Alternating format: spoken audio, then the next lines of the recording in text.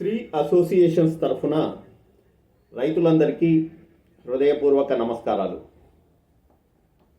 Shri associations తరఫున కామారెడ్డి, సిరిసిల్ల, నిజామాబాద్, సిద్దిపేట, మెదక్ మరియు కామారెడ్డి జిల్లా కేంద్రానికి దగ్గరలో ఉన్నటువంటి రైతులందరి కోసము రాముడు, కృష్ణుడు, అల్లా, జీసస్, గౌతమ బుద్ధుడు, జైన తీర్థంకరులు మరియు మరెంతో మంది దేవతా సమానమైనటువంటి మహానుభావులు ఆహారానికి ఉపయోగించిన 1,11,116 రకాల పైగా ఉన్నటువంటి ధాన్యాలలో నుండి నేడు మీకోసము అందులో ఒక రకమైనటువంటి రత్నచోడి అనే ధాన్యాన్ని 1 ఎకరం పండించుకోవడానికి గాను 1 కిలో ధాన్యాన్ని అనగా 1 కిలో వడ్లను మీకు మేము అందిస్తున్నాము. ఈ రకపు ధాన్యము, ఈ రత్నచోడి ధాన్యము చూడడానికి ఎర్రగా ఉంటుంది, అంటే వడ్లు ఎర్రగా ఉంటాయి. పాలిష్ చేయకుండా ఉన్నటువంటి బియ్యము గోధుమ రంగులో ఉంటుంది. పాలిష్ చేస్తే గనక, పూర్తిగా పాలిష్ చేస్తే తెల్లగా ఉంటుంది. ఈ రకము మనము ఈరోజు అతి సన్నగా అనేసి అనుకుంటున్నటువంటి జై శ్రీరాము మరియు సోనా మసూరి ఆర్ఎన్ఆర్ 15048 ఇంప్రూవ్డ్ సోనా మసూరి లాగా సన్నగా కాకుండా హెచ్ఎంటి వలె ఉంటుంది, తినడానికి బాగుంటుంది. ఈ బియ్యం తినడం వల్ల శారీరక శ్రమ అనేది తెలియకుండా ఉంటుంది. సాధారణ ఒంటి నొప్పులు అనేవి రాకుండా ఉంటాయి.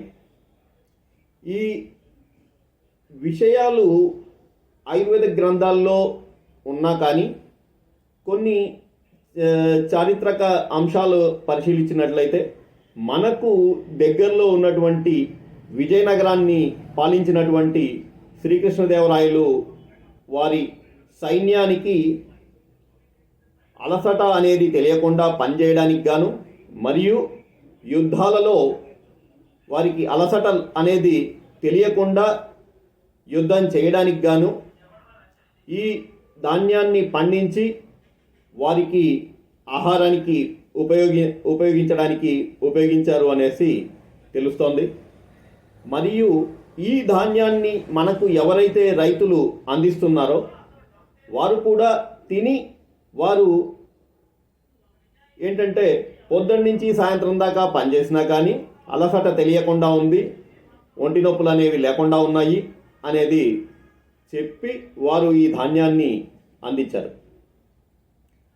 దానికి తోడు ఏంటి అంటే ఈ ధాన్యం తిన్నటువంటి కొంతమంది వినియోగదారులు కూడాను వారు కానీ వారి పిల్లలు కానీ ఏదైనా పని చేస్తే చేతుల నొప్పులు, కాళ్ళు నొప్పులు, అంటే కండరాల నొప్పులు అనేవి మాకు కూడా లేకుండా ఉన్నాయి అని చెప్పడం జరుగుతోంది.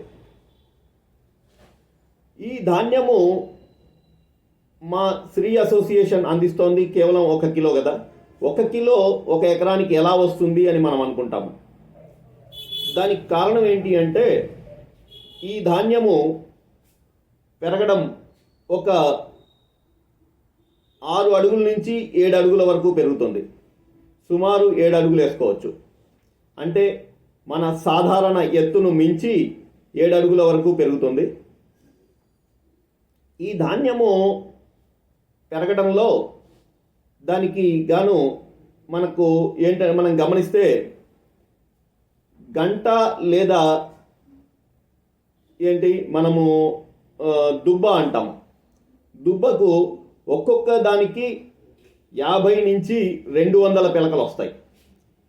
అంటే అన్ని పిలకలు వచ్చాయి అంటే ఎక్కువ స్థలాన్ని ఆక్రమిస్తుంది.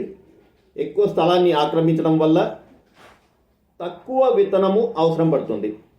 అంటే మర్రి చెట్టు ఎట్లయితే ఎక్కువగా స్థలాన్ని ఆక్రమించి ఒక గింజ నుంచి వచ్చినటువంటిది ఎంతో స్థలాన్ని ఆక్రమిస్తుంది కదా, ఆ విధంగా అన్నమాట.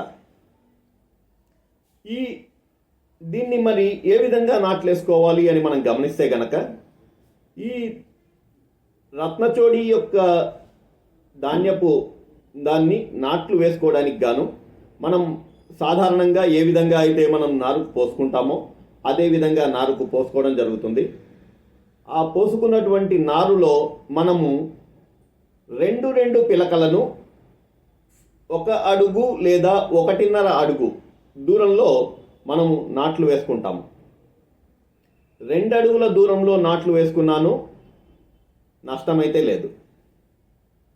ఆ విధంగా మనము దూరంగా నాట్లు వేసుకోవడం వల్ల ఒక్కొక్క గంటకు లేదా దుబ్బకు మనకు 50 నుంచి 200 పిలకల దాకా వచ్చి ఎంత వైశాల్యాన్ని అయితే ఆక్రమించాలో అంత వైశాల్యాన్ని ఆక్రమించి బలంగా ఉండడము, ఆ బలమే మనకు బలాన్ని ఇవ్వడము జరుగుతుంది అనేది మనం గమనించవచ్చు. ఈ రకమైన ధాన్యాన్ని మనకు రమణారెడ్డి అని నంద్యాల రైతు అందించడం జరిగింది. మరియు మనకు మన దగ్గరలో ఉన్నటువంటి కామారెడ్డి జిల్లా కేంద్రానికి దగ్గరలో పోసానిపేట గ్రామంలో బాలయ్య అనే రైతు పండించారు. అలాగే అడ్లూరెల్లారెడ్డి గ్రామంలో మరికొన్ని రకాలైనటువంటి ధాన్యాన్ని పండించిన వారిలో సంగారెడ్డి గారు ఉన్నారు. తాను నవారా, చిట్టిముత్యాలు, మైసూర్ మల్లిగా రకాలను పండించడం జరిగింది. వారితో పాటుగా సదాశివ్ నగర్లో భాస్కర్, మెదక్ జిల్లాలో కృష్ణ మరియు వారి సోదరులైనటువంటి రాజు పండిస్తున్నారు.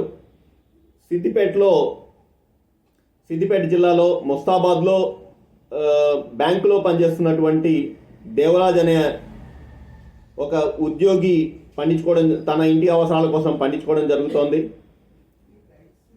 సిద్దిపేటలో సామ ఎల్లారెడ్డి గారు అందిస్తున్నారు. వారికి తోడుగాను జక్కుల తిరుపతి పండించడం జరుగుతోంది.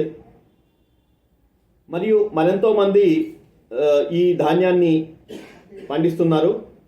వారి అనుభవాలను మనము గ్రహించవచ్చు కూడా. అందరికీ ధన్యవాదాలు.